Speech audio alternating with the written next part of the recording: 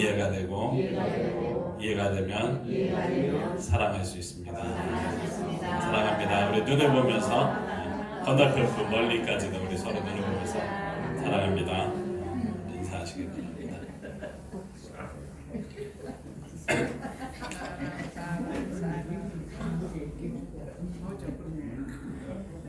어,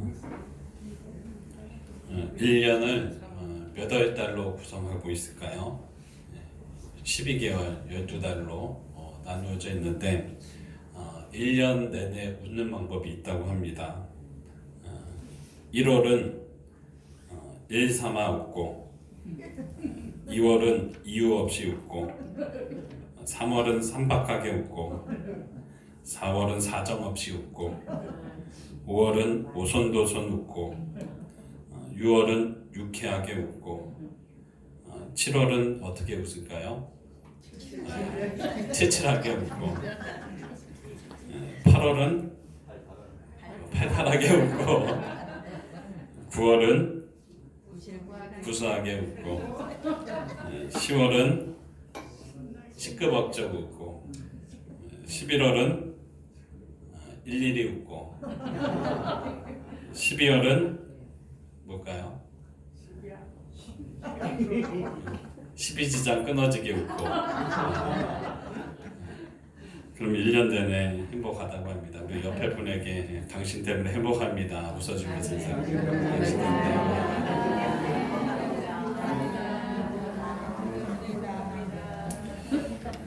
2020년 시작된 지 두 번째 주가 지나고 있습니다. 예수님을 더욱 마음에 보시고 행복한 한 해를 보내게 되시길 바랍니다. 하나님의 아들 독생자이신 그분께서 우리에게 오신다는 것 참 놀라운 은혜입니다. 우리가 그분을 영접하고 그분의 종이 되는 한 해가 되시길 바랍니다. 여러분, 그리스도인들을 하나님의 종들이라고 합니다. 그리스도인은 하나님이 붙들어 주시는 사람들이라고 부르는 것이죠. 그래서 그리스도인은 하나님과 친교를 맺고 살아가야지 제대로 살아갈 수 있습니다. 내가 그리스도인인데, 예수 믿는 사람인데 다른 곳에 가서 다른 것과 친교를 맺다 보면 그 영이 온전치 않게 됩니다. 그래서 우리 하나님과 친교를 잘 맺는 그리스도인이 되어야 우리 하나님의 복도 받습니다. 오늘 하나님께서 하나님의 일을 돕는 종, 나의 종이라는 이제 구절로 오늘 말씀이 시작되는데요. 이사야서 말씀에 그리스도의 종을 이끌어 내가 붙드는 나의 종이다라고 표현으로 시작을 합니다. 우리 42장 1절 말씀을 우리 한 목소리로 홍독합니다. 내가 붙드는 나의 종, 내 마음에 기뻐하는 자, 곧 내가 택한 사람을 보라. 내가 나의 영을 그에게 주었은즉 그가 이방의 정의를 베풀리라. 아멘. 하나님은 오늘 하나님이 기뻐하시는 종, 하나님이 보내시고 선한 종을 우리에게 보라고 말씀하고 계십니다. 그 하나님이 택한 자를 보라, 내가 붙들고 있는 사람을 보라는 겁니다. 나의 종이라는 단어를 히브리어로 에베드라고 하는데요. 뜻이 노예, 또 왕의 신하, 종이라는 뜻을 가지고 있습니다. 이 붙들다라는 이 히브리어는 타마크라고 있는데요. 또 붙잡다, 지지하다, 지키다라는 뜻을 가지고 있습니다. 앞에 이제 나오는데요.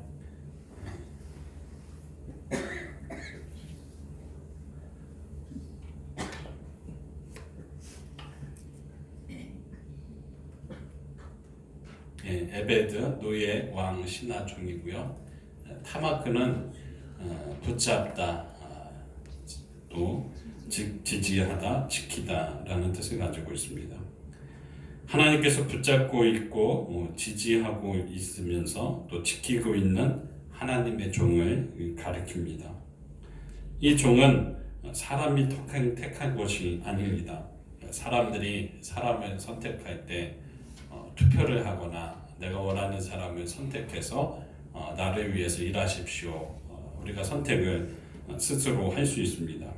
우리가 투표를 하면 내가 지지하는 사람을 선택하고 또 지지율이 높아서 사람을 선택을 하게 되는데 이 하나님께서 선택한 나의 종은 그런 이제 사람이 선택한 사람이 아닙니다. 사람들에게 덕망이 높고 가진 능력이 출중해서 오늘 그래서 하나님의 종, 나의 종이 된 것이 아닙니다. 이 나의 종은 하나님이 선택하신 것입니다. 하나님이 택했습니다. 하나님은 그에게 하나님의 영을 부어 주었다고 말씀하고 있습니다.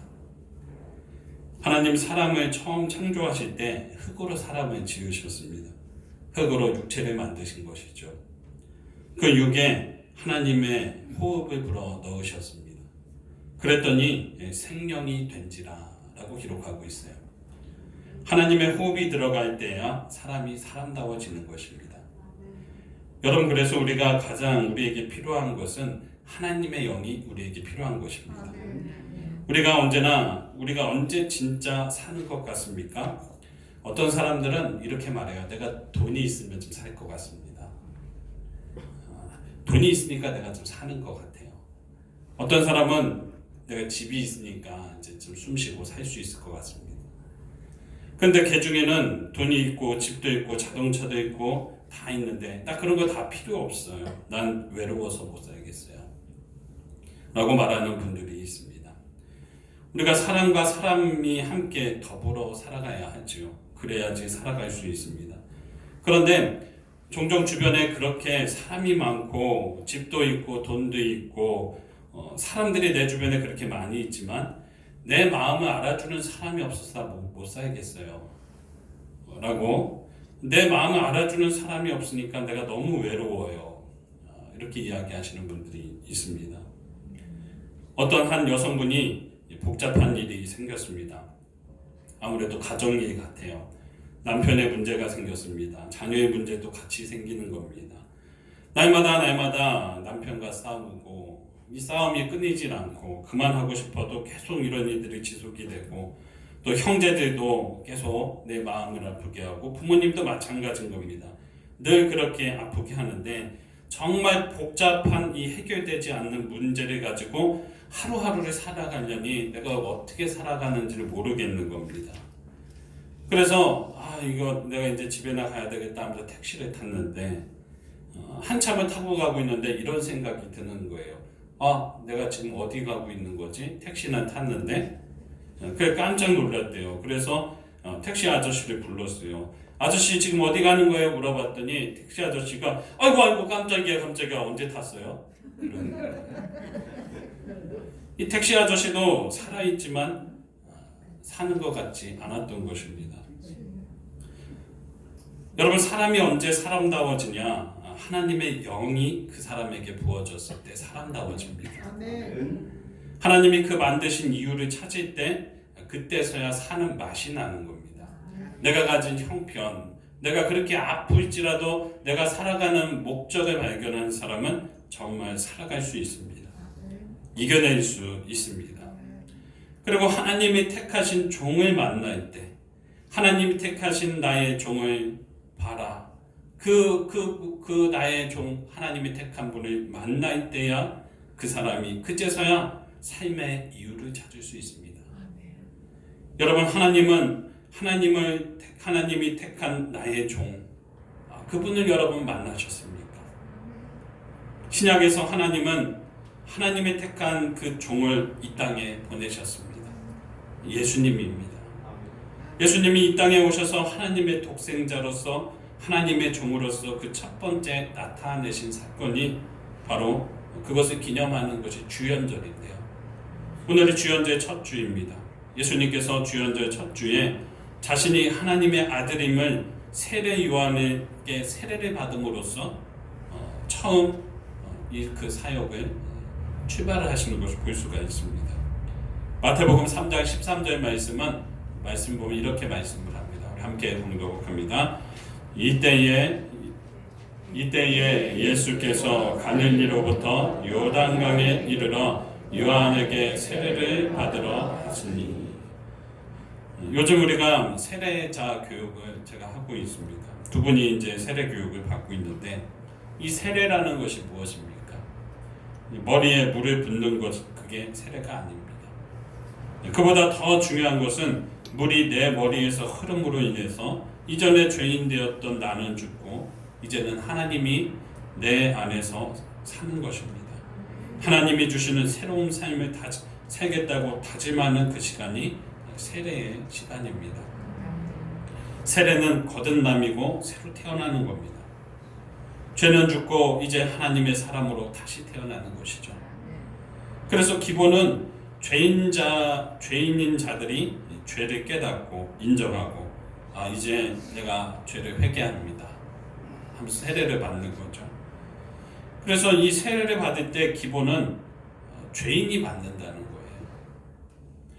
이 요단강에서 세례 요한이 세례를 주는데, 그런데 참 하나님의 종인 예수님이 세례를 받으러 오시는 겁니다. 참 이해할 수 없는, 세례 요한 입장에서는 이해할 수 없었습니다. 세례는 죄인들이 받는 것인데 죄가 없으신 예수님이 왜 세례를 받으러 오실까? 그래서 내가 오히려 죄 없으신 우리 당신께 내가 세례를 받아야 되는 것이 마땅한데 어떻게 해서 우리 주님께서 어찌하여 나에게로 오십니까? 하고 이제 세례 요한이 묻습니다. 14절, 3장 14절 말씀인데 우리 함께 봉독합니다. 요한이 말려 이르되 내가 당신에게서 세례를 받아야 할 터인데 당신이 내게로 오시나이까. 아멘. 하나님께서 택하신 나의 종은 이런 분이에요. 죄인인 내가 하나님에게로 가는 것이 당연한 것인데 주님이 나에게로 오신다는 거죠. 뒤바뀐 겁니다. 죄인이 하나님께 가는 것이 맞지 않습니까? 그런데 예수님은 아니라는 거예요. 하나님이 택한 종은, 나의 종은 그렇지 않다는 겁니다. 하나님이 죄인의 마음에 찾아와야지, 하나님께서 죄인의 마음속으로 들어가야지 그것이 구원이라는 겁니다. 여러분, 예수님이 죄인인 우리의 마음에 찾아오는 것을 구원이라고 하는 겁니다. 그것을 믿는 사람들이 그리스도인이죠. 그것을 믿는 사람은 하나님의 사람입니다. 그것을 믿고 독생자이신 주님께서 죄인인 내 마음으로 찾아오시는 것, 주님 죄인인 내게로 오시나이까, 나에게 찾아오신 그것을 믿는 것이 하나님의 종들이고 하나님의 사람입니다. 죄인들에게 하나님이 찾아서 죄인들이 하나님을 찾아서 하나님 어디 있습니까? 이렇게 찾아 나서는 것이 아니라 하나님이 직접 나에게 찾아오시는 것이죠. 하나님의 독생자가 죄인들의 마음에 들어오신 이 사건은 기적이라고 하는 겁니다. 하나님은 이것이 너무나도 좋으셨습니다. 죄인의 마음으로 들어가는 것, 죄인의 속으로, 죄인들의 마음으로 들어가서 내가 그들과 함께하는 것을 너무 기뻐하셨습니다. 그래서 우리 예수님이 세례받고 일어나실 때 하늘로부터 음성이 들렸습니다. 우리 3장 17절, 마태복음 3장 17절인데요. 함께 봉독합니다. 하늘로부터 소리가 있어 말씀하시되 이는 내 사랑하는 아들이요 내 기뻐하는 자라 하시니라. 내가 선택한 예수님이 나의 종이라는 겁니다. 여러분, 예수님은 죄인인 마음속으로 들어가시는 분이고 죄인된 나에게로 오시는 분입니다. 내가 아무리 도망쳐도 주님이 찾아오실 겁니다. 내가 아무리 누추해서 못생기고 가진 것이 없고 그래도 주님이 우리를 찾아오시는 겁니다. 그 찾아오신 그분을 맞아들이고 영접하는 것이 믿음입니다. 여러분, 본래 유대인들은요, 유대인들만 구원받는다고 생각했습니다. 자신들만 택함받았다고 생각했어요. 세상의 다른 사람들은 택함받지 못했다고 생각을 했습니다. 이들에게는 선민의식이라는 것이 있었어요. 나만 구원받았다라는 생각이 지배적이었습니다. 심지어 예수님의 수제자였던 베드로도 마찬가지였어요. 이방인들은, 우리나라 사람이 아닌 사람들은 다 구원받지 못하는 거예요. 구원의 대상자가 아니라고 베드로조차도 그렇게 생각을 했습니다. 그런데 어느 날 하나님이 베드로에게 환상을 보여주시는 거예요. 환상에 보니까 보자기가 있는데 이 보자기 환상을 보여주시는데 보자기에서 온갖 성경에서 먹지 말라는 부정한 것들이 내려오는 겁니다. 부정한 동물들이 돼지 이런 여러 가지 동물들이 부정한 것들이 하늘에서 내려옵니다. 그리고 그것을 하나님께서 잡아먹으라는 겁니다. 베드로는 율법에서 먹지 말라는 것을 어떻게 먹습니까? 이 부정한 것을 내가 먹을 수 없습니다. 이렇게 대답합니다. 그런데 사도행전 10장 15절 말씀을 보게 되면 하나님께서 이렇게 말씀하셔요. 하나님께서 깨끗하게 하신 것을 내가 속되다 하지 마라. 이 음성을 듣고 베드로가 충격을 받습니다. 이러한 일들이 3번이나 반복이 돼요. 이런 환상을 3번이나 똑같이 보게 됩니다. 그러고 나서 베드로에게 한 사람이 찾아오는데 이방인 고넬료가 베드로를 자신의 가정으로 초청하기 위해서 사람을 보내온 것입니다. 베드로가 속되다고 생각한 이방인들, 저 사람들은 구원받을 백성이 아니라고 생각했던 그 사람들, 저 사람들은 정말 사람도 아니야 이렇게 생각했던 그들이 사람을 보내와서 베드로를 청하고 있는 겁니다. 이미 환상을 3번이나 경험했던 베드로가 하나님의 말씀 앞에, 하나님의 이 환상 앞에 묵상하지 않을 수가 없었습니다. 베드로는 그래 속된 사람으로 절대 하나님이 택한 하나님의 종들이 될 수 없다고 생각을 했는데, 그런데 진정 그 사람들에 따라가서 그 가정에 들어가서 고넬료라는 이방 사람을 만났을 때 자기가 잘못됐음을 깨달았습니다. 내가 정말 잘못 알고 있었구나. 그러고 나서 10장 34절 말씀에 이렇게 고백합니다. 함께 봉독합니다. 베드로가 입을 열어 말하되 내가 참으로 하나님은 사람의 외모를 보지 아니하시고. 아멘. 하나님은 외모를 보지 않으신다는 거예요. 그 이스라엘의 초대 총리였던 그 골다 메이어라는 여성분이 계십니다. 돌아가셨지만 이분이 자신을 하나님께 고백할 때 하나님, 내가 못생겨서 감사합니다. 이렇게 자신의 이제 회고록에 글을 남겨요. 못생겨서 감사합니다. 라는 거예요.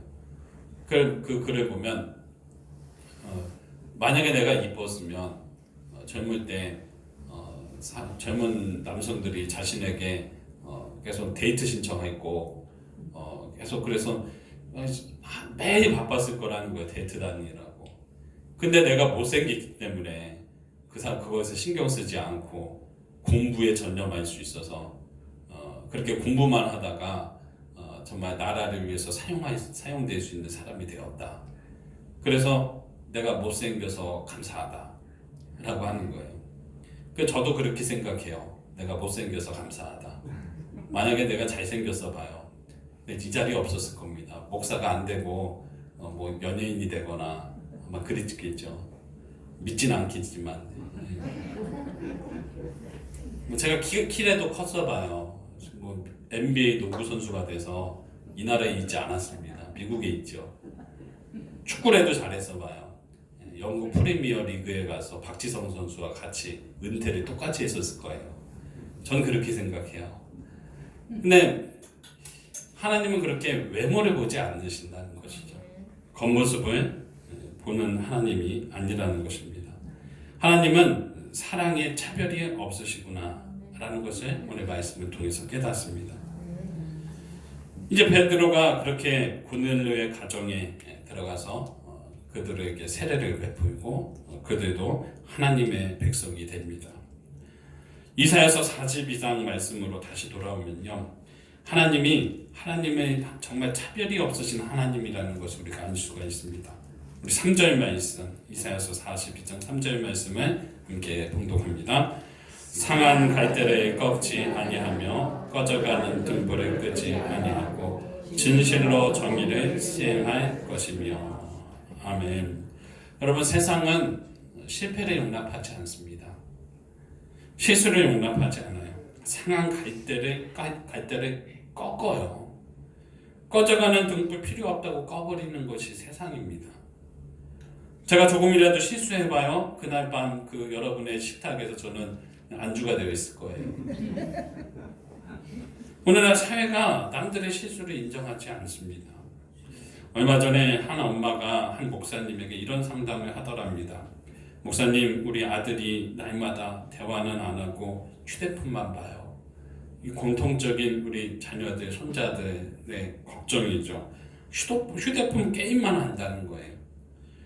밥을 먹을 때도 휴대폰을 하고 뭘 할 때도 휴대폰을 하고 또 뭘 하면 기회만 되면 휴대폰만 한다는 겁니다. 정말 걱정이에요.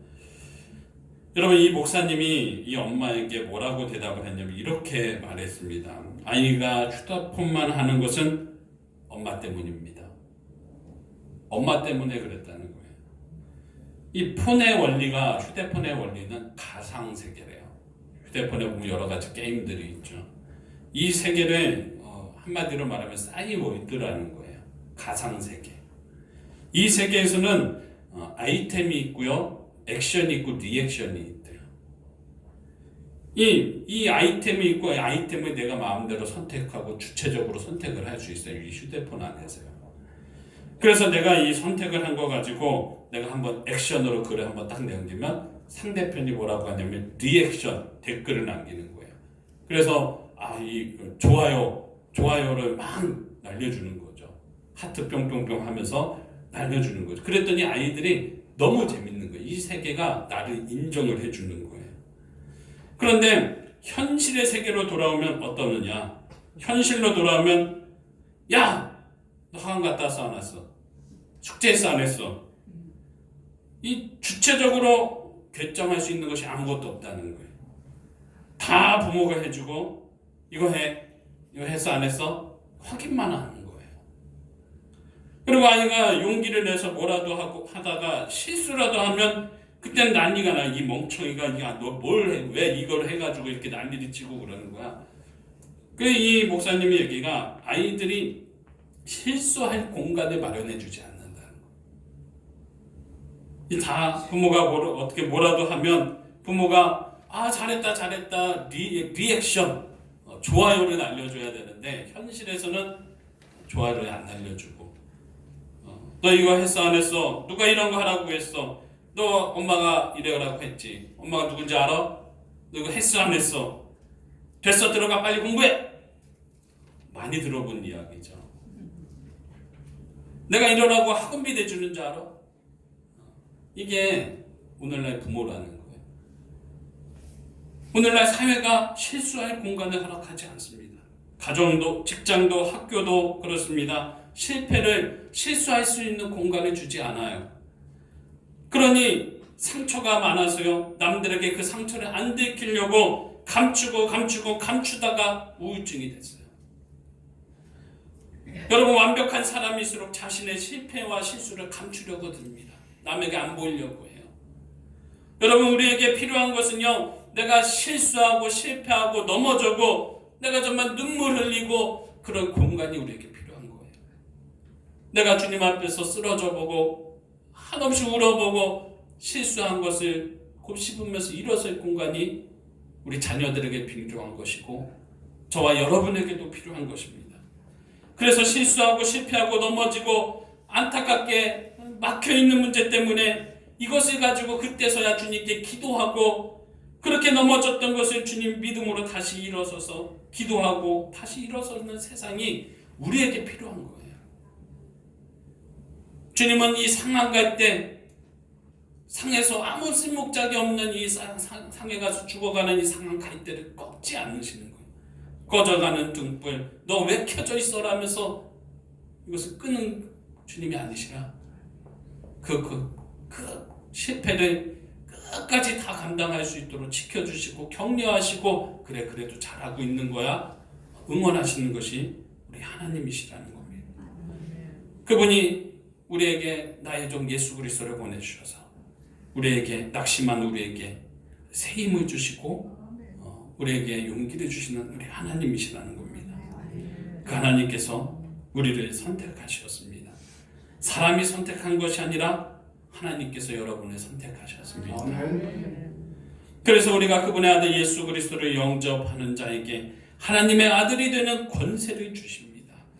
우리가 실수하고 연약하지만 날마다 부족한 사람들이지만 그 실패를 딛고 예수 그리스도 안에 있으면 우리가 승리하는 사람이 되는 거죠. 여러분, 우리 따라하겠습니다. 믿음은 실수를 역사로 만드는 기적입니다. 믿음은 실수를 역사로 만드는 기적이 됩니다. 그래서 여러분, 실패하고 실수하셨습니까? 주님의 말씀을 믿으시고 기도하게 되시기 바랍니다. 내 뒤로 돌아온 삶을 돌아보면 실패한 인생처럼 느껴질 겁니다. 그러나 아닙니다. 기도하고 믿음으로 붙들고 말씀을 붙들면 우리 성공한 인생 되는 겁니다. 우상을 섬겼던 실수 많았던 아브라함이 말씀을 따라가니까 믿음의 조상이 됐습니다. 질투 많고 남 속이는 야곱이 하나님의 말씀에 순종하니까 하나님의 사람이 돼요. 질투와 편애로 시작되어서 오랜 고난을 받았던 요셉이 말씀을 붙들고 말씀 가운데 순종하고 인내를 가지니까 이 온 나라에 다가온 기근이라는 그 문제를 해결하는 총리가 돼요. 기적은 실수 많은 우리가 말씀을 따라갈 때, 말씀을 깊이 의지해서 그분이 주신 그 길을 걸어갈 때 기적은 그렇게 일어납니다. 믿음으로 깊은 곳에 금을 던질 때 아무것도 보이진 않지만 이곳에 주님이 주신 물고기들이 있다고 여기면서 믿음의 그물을 던질 때 물고기를 잡는 거예요. 올 한 해 주님이 우리에게 말씀해 주시는 그 말씀을 붙들고 기도함으로써 우리가 실패하겠지만 기도하면서 말씀 붙들고 승리하실 수 있는 저와 여러분 다 되시게 주의 이름으로 축복합니다. 그분의 말씀을 의지하시기 바랍니다. 그렇게 깊은 곳에 그물을 던지는 믿음을 소유하게 되길 원합니다. 그래서 저와 여러분 모두가 한 해 주님 안에서 기쁘고 행복하고 웃게 되실 수 있는 모두 되시길 주의 이름으로 축복합니다. 네, 축복합니다. 우리 전능하신 나의 주 하나님, 우리 함께 찬양하십니다.